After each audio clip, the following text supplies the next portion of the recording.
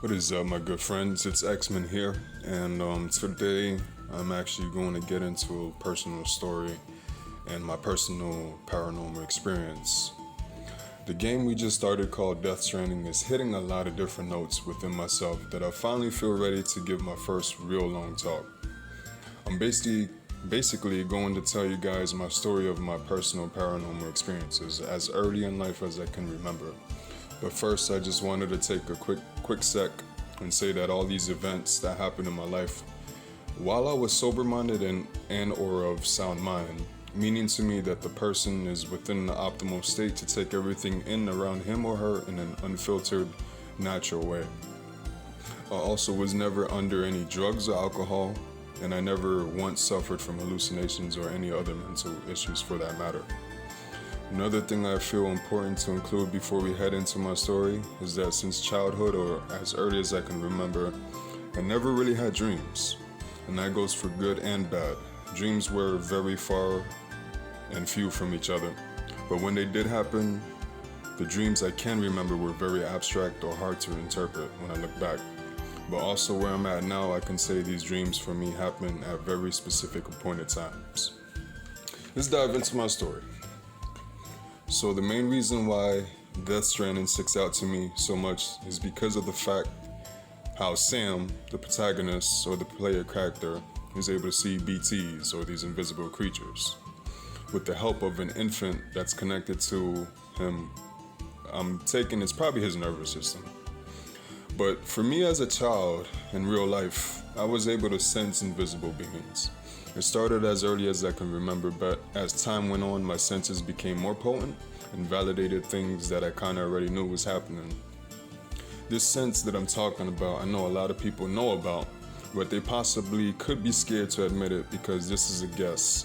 I believe this sense mostly comes out for others when they are dealing with a frightening situation. And possibly during that frightening situation, I would take that the average person wouldn't hone in on the sensations that come about when dealing with the unseen.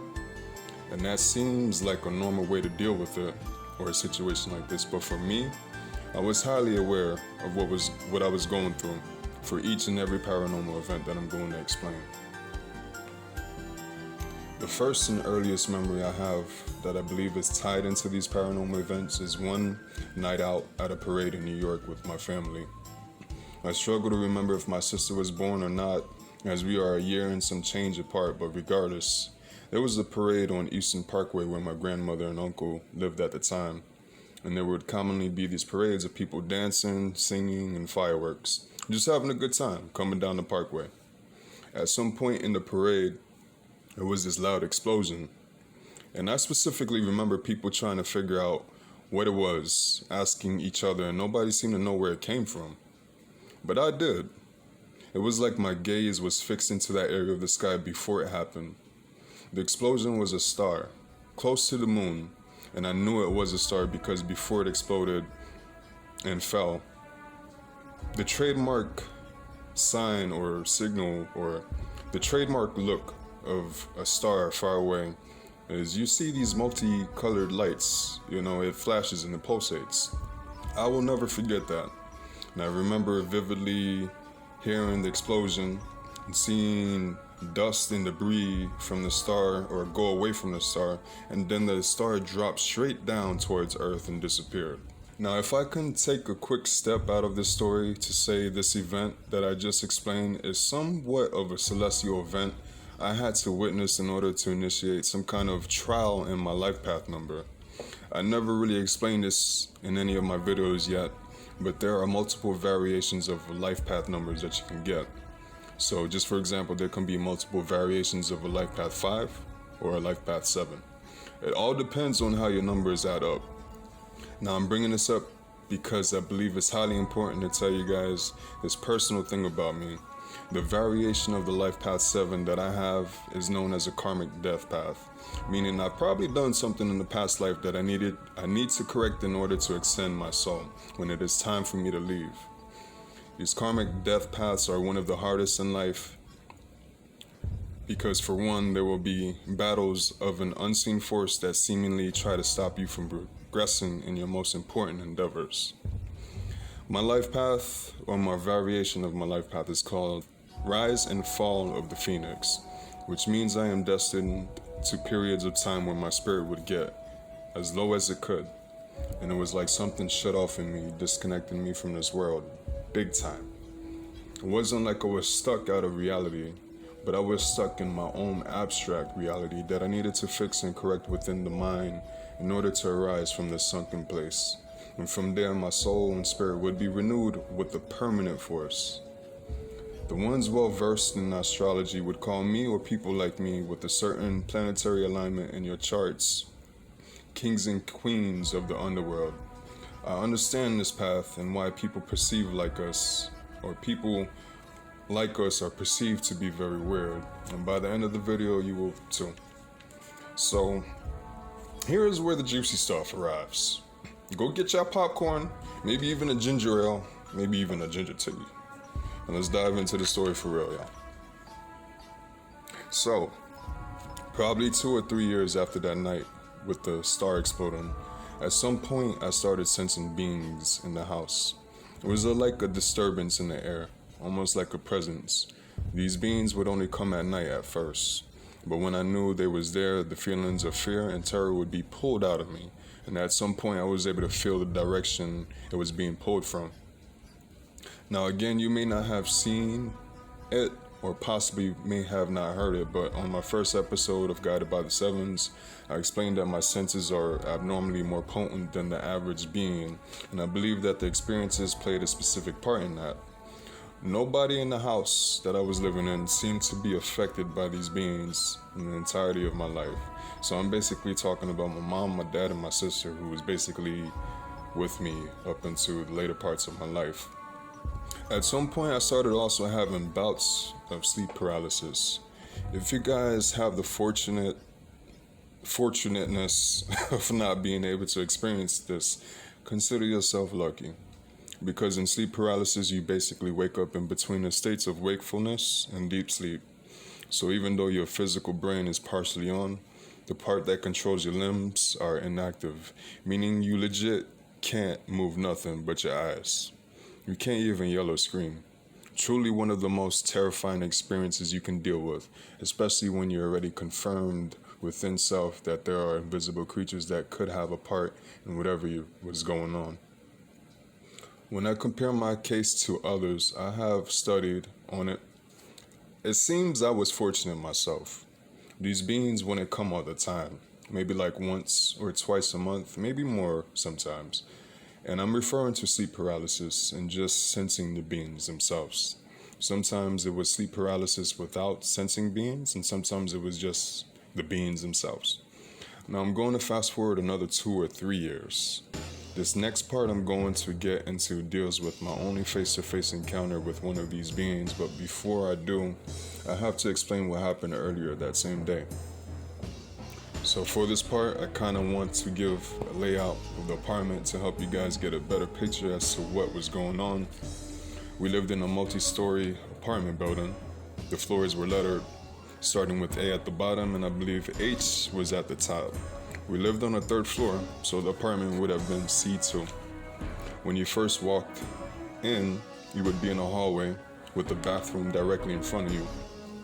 If you turned to the right, that would lead to my parents' bedroom, and if you went to the left from the same entry door, there would be a small kitchen with a window, and if you walked past the kitchen, you would reach the living room, which was the end of the apartment.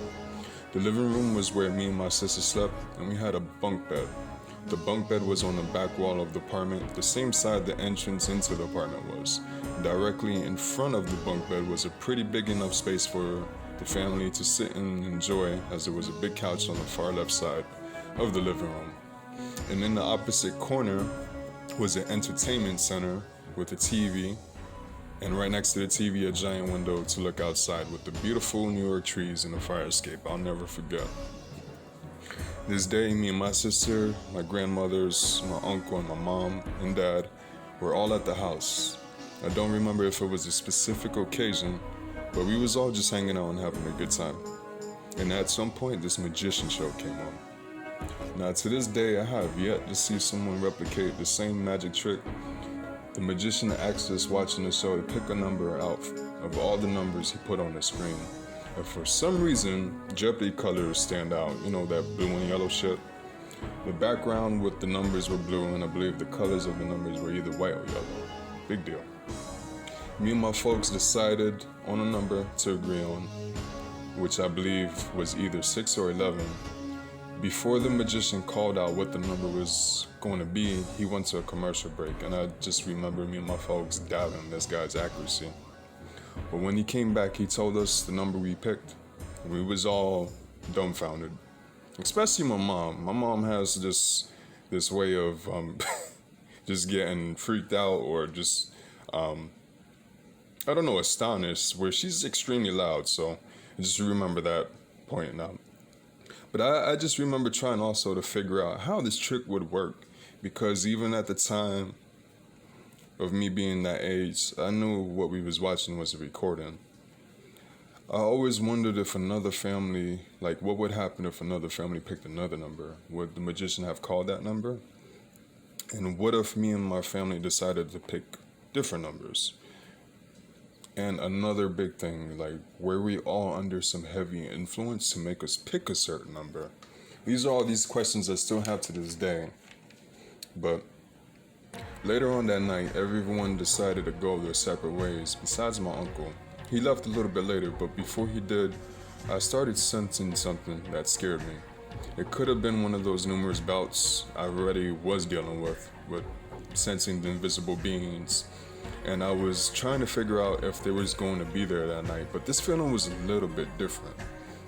I believe I tried to get on my bed after feeling this feeling, and before I made it to the top of the ladder on my bunk bed, where I was able to see, I put my hand down on the top of the bed before I was able to see what was up there. When my hand touched down, I felt skin, heat, or flesh. And before I could see what it was, I jumped off the ladder and ran straight to my mom's room. I told them somebody's on my bed, and my dad, uncle, and mom all ran out to confront whoever it was, all to find my sister fast asleep on my bed. Now, even as funny as this may be, this was still weird to me because, I'm just still, even to this day, trying to figure out, like, why would my sister climb all the way to the top of my bunk bed when hers was on the bottom? And clearly she was tired, because by the time she got up there, she passed out. It's just some thought that pops up with me, and I know for a fact that I fell asleep in my bunk bed to awake to me awaking up on the couch with no apparent reason. And I know specifically when the times that it happened, I did ask my parents, and my uncle who probably was there in the morning one time when I woke up to see myself on the couch, and nobody had any explanation. Now, just to take a quick step out, that freaks me out, because one of these feelings that I get from time to time dealing with the sleep paralysis, or when I was dealing with the sleep paralysis, is this feeling of being pulled down into, I don't know, is you feel like you're being pulled down, and it feels like something inside your body. So it really feels like your soul is being taken out. Now, to have that sensation and then to correlate it with kind of you sleeping in one position and being moved to another position, that's a very frightening thought, y'all. It really is. Things were very weird, y'all. Later on that night, in pitch black, with nothing but a little bit of light coming in through the living room window and kitchen window, which I could see even still being on the top bunk, I woke up to see this black silhouette of a person, most likely a man, standing right next to the ladder to get onto my bunk. Not in front of it, but like it was, to the side of it. This thing stared at me for what seemed to be hours, not moving a muscle or anything at that matter. This thing also had to be very tall, because he was in a neutral standing position from as far as I can tell. No bending or anything, but one feature I'll never forget is that his hair was like the child Chucky from Rugrats, the cartoon Rugrats, which I don't know, it's just a very distressing thought. I don't know why. Like somebody got the shit shocked out of him. That's how his hair looked. Still to this day, still one of the scariest features I remember. And yeah, I really don't know why, but I also remember during this night of terror that I was extremely aware and alert the whole time. My mentality was to not let this thing know that I'm awake. I had a giant teddy bear and one huge pillow, and time after time again I would break my line of sight with subtle movements of moving the teddy bear up and down and coordinate it with my head movements that I try to make as noticeable as possible. For hours trying to break line of sight and see if it was still there, at some point it left. Now guys, the next morning I went to school, but before I did talk to my mom for real this time to let her know what was going on. And unfortunately there was nothing she could do. This was something I had to go through in life in order to become who I am to become. I know that now. I never saw an entity like that again, but these entities would still come at very random times. I believe we started going to church on Sundays or Saturdays, and I have a feeling that this may have exaggerated what I was going through. Now stick with me on this, y'all, because my observations have been very keen dealing with matters like this. I had no choice but to deal and learn about these entities, and boy did I learn. One thing I purposely left out in my story is my love for games. Did y'all forget that? I believe I had a Super Nintendo, a Nintendo 64, and my folks kept the PlayStation in their room, which I always wanted to play. We had Metal Gear Solid on that shit. But there was one game that even today I refuse to play anymore. That game was called Mortal Kombat. More specifically, Mortal Kombat 2. Now, for one, I get it now that Mortal Kombat is a highly violent game. There's blood, there's guts, and there's fatalities and death. To see people die in the ways I did in Mortal Kombat possibly had something to do with my encounters. Reason being, at that young age, you are still trying to figure out some things out about life.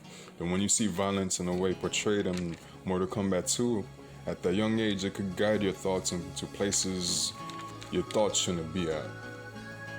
I know for a fact the game never made me a fighter nor a violent person. It was always me trying to take down my next opponent so I can eventually deal with the boss. But somehow in my inside world, something was stirring up, and I didn't know it.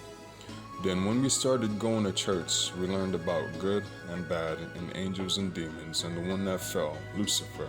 Soaking all this in at the time when you're vulnerable, regardless if you're dealing with the paranormal or not, can have some profound effects from what I've learned over the years. When you start believing in something you don't know much in, hearing ideas, ideologies from others can mold you like them themselves, and you can actually take their fears and viewpoints about things as well. It doesn't even have to be done verbally. If you are submissive and receptive to ideas and ideologies of others, you are highly susceptible to these beings. That's why I say you have got to figure out things for yourself. And the best way to do that is to learn and to take in information from others and decide what resonates within self. Nah, I just contradicted myself, and I hope to God y'all caught that, because what we are told about what's right or wrong is heavily biased due to many different factors. Usually culture being the main culprit. Life should be considered contradicting because what we deem opposites are actually the same, just at different frequencies, or actually the same energy, just at different frequencies. The frequencies vary due to a person's mental state, but regardless, everything has the power to influence you. So that's why it's important to build up willpower and take control of your subconscious and conscious mind, as well as the mind when you are around others. Getting back to my story, I gotta fast forward to my preteens and maybe a little before. By this time, we left New York and moved to Georgia. Now, before we actually moved into our own place, we stayed with my aunt, my uncle, and my cousins for around a month before we got our own place. During this time at my cousin's house, there was no paranormal events at all until we moved into our next apartment. Now, eventually at some point, these beings started coming back after we moved into the apartment, and this time there were more beings that would come at once. And also now, from time to time, I would hear a sound that I deem to this day a teleportation sound that I couldn't mistake. It happened once they arrived and when they left. Also, by this time, I could feel beings moving throughout the house, not just in the room I was in. And that's something that stood out to me. Now, I knew they was dealing with my other family members, but I didn't know how. At one time, I believe my dad was possessed because his eyes were the shape of a reptile, and I'll never forget that. Later on, I remember either New Year's night or New Year's Eve that I had my second most potent paranormal experience. This New Year's, my folks actually gave me and my sister some champagne, and it totally put my sister out. I don't remember my outlook on the drink, but later on that night I fell asleep and awoke to my senses going through the roof. This time I knew the beings were in the room, but they wasn't focused on me. They was focused on my sister. I could legit hear the footsteps, some weird creature chirping sounds that I relate to the gremlins. Like, it's a very weird sound. I used to hear this shit, y'all, but anyways, as usual, I would try my best to act like I was asleep or never noticed him. And at some point, I did fall asleep. Now, I forgot to mention my dreams are far and few, and a lot of times it's basic but yet abstract dreams. I'm mentioning this because I believe I don't experience dreams how the average would. One time in New York, I believe that the entity that I just told you guys about, my first real face-to-face encounter, I have a feeling that entity actually came to me in a dream. I couldn't see anything, it was a void of blackness, but the voice, it sounded very familiar. This time that I'm referring to, when I first heard this voice, was in New York. It probably was before my sight of seeing this entity or after, but I can tell you for certain that this first encounter with this voice in this dream, he was more against me. But now, getting back to the day that I'm talking about, this night after New Year's, this same voice came back to me in a dream. And the first thing it asked me, do you remember me? And me or my spirit replied, yes, I do. And I don't remember exactly how the conversation went after that, but I can tell you the summary or the final words he told me was to protect myself, or how to protect myself. Now, at first I didn't even want to include this part because to me it's a little embarrassing, but the voice told me to use extra blankets to protect myself. Now, at the time it made perfect sense, and it didn't make sense at the same time, but I've held on to that thought, and the episodes never stop, but they slow down considerably. And now also I would notice these beings fumbling around more, in a sense trying to figure out what they was trying to do. They seemed stunned by the extra blankets, until they started grabbing the blankets. Meaning if I was caught off guard, falling asleep with the blankets not all the way over me, I would not be able to pull it up. Something held on to the blankets, and this happened numerous times. Never once did the blanket fly off of me though, which I probably would have died if that happened, but yeah, thank God that didn't happen. Now, in the midst of all this going on, me and my folks were transitioning from being Christians to Jehovah's Witnesses, which is a little bit different than regular Christians. And I can't help but think this added activity and change could be propelling these paranormal events as this religion was tighter and more strict. But we never took the religious serious until years later. A little later on, we moved into another apartment in the same neighborhood, and this time we had a nice townhome with 2 floors and a patio. I really appreciated this home, even with all the events that happened, since I met a lot of my friends living at this house that I still have to this day. But this was the house where these beings amped up their tactics. By this point, I felt their primary purpose was to put fear in me, and I tried my best to combat it.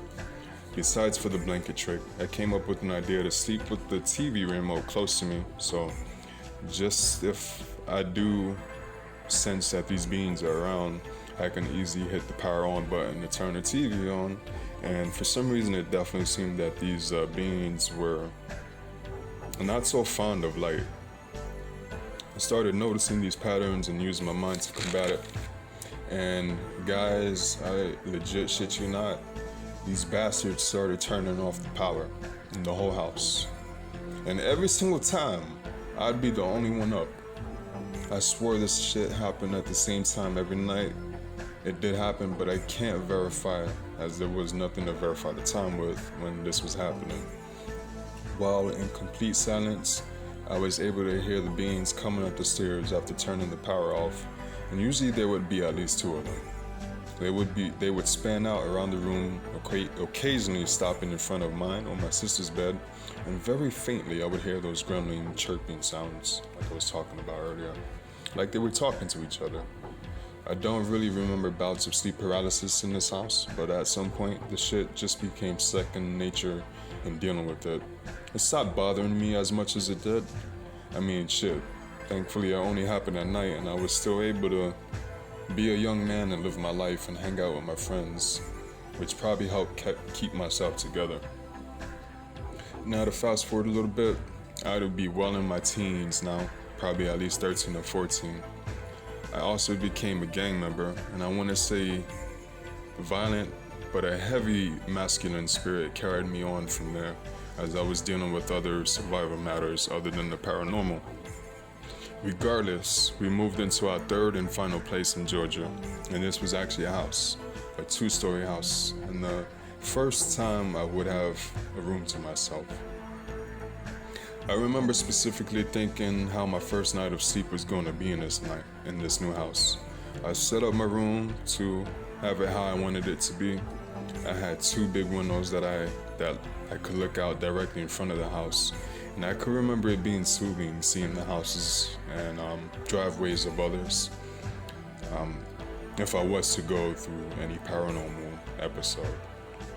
But that night, the first night, was one of the best nights of sleep I have ever gotten.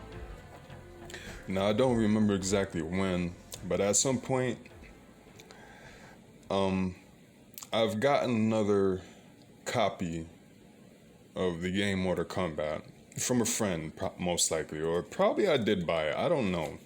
But I specifically remember trying to test myself and see if I can actually get these beings to come up in this new house by playing this game. And I also kind of wanted to see if I can handle it because there was something just off about Mortal Kombat that didn't resonate with me. And I say that because I can play violent games today. I still wouldn't probably play Mortal Kombat, but I'm just saying this is something I would have to eventually explain to you guys in the next episode. But once again, when you change your mindset into what you believe or perceive something to be, you can be very powerful with it. Very powerful with it. I'm getting a little bit off track.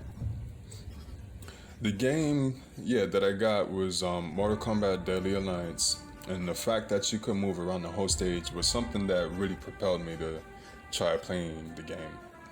But later on that same night, they came for the first time in that new house. This time I was paralyzed and I couldn't move. And I felt the presence as I usually do, but didn't see anything. During this bout of sleep paralysis, I learned to break out of it. I learned that there's an inside force that you can focus on and somehow it releases a grip on you. Now before this time, it wasn't clear if it was a being paralyzing me or just something else. But after this incident, me being able to break out of it, I'm certain that it's some kind of creature that feeds off of your fear. Because in this struggle, I was able to feel the being reinforce its grip and try harder to keep me down. It was I broke out of it. And once I broke out of it, it was like nothing ever happened. It was like I didn't feel the presence. I wasn't paralyzed no more.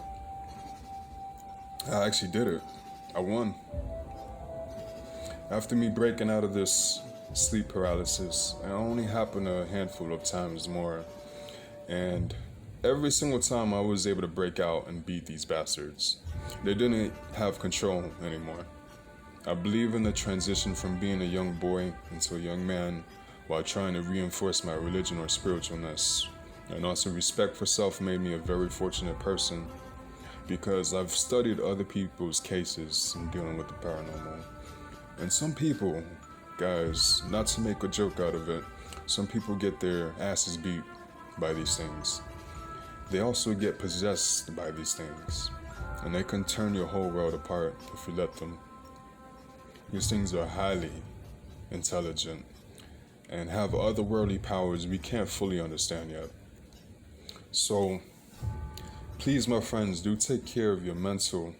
And if you're scared about something, the best way to deal with it is to head on directly into it. And don't waste time. And if there are any questions at all, feel free to ask me anything. But I think here I'm going to call it a wrap in this story to help me catch my bearings because, even though I've personally witnessed this stuff, I'm going back into it and reliving it sometimes even through memory. It kind of has a lingering effect, kind of in a sense. So I got to reinforce my mind and I got to, focus on other things. So I just want to go ahead and say thank you guys for listening so far. We will continue the story a little bit later on. And I hope this shit doesn't freak y'all out. I feel some type of way about ending this story now because there's a vital point that I kind of wanted to bring up in the next video. But I think I'll say it here. So, at some point in the next episode, I was going to explain how the mind, or go more in depth how the mind can cause these paranormal experiences to happen. I just want to let you know that I've already certain that depending on how you look at something, how you perceive it, if you perceive to be any bad within whatever it is that you're looking for, you can expect bad to come from that. And vice versa for the good side. I'm going to just leave it at that, y'all. Until next time, X out.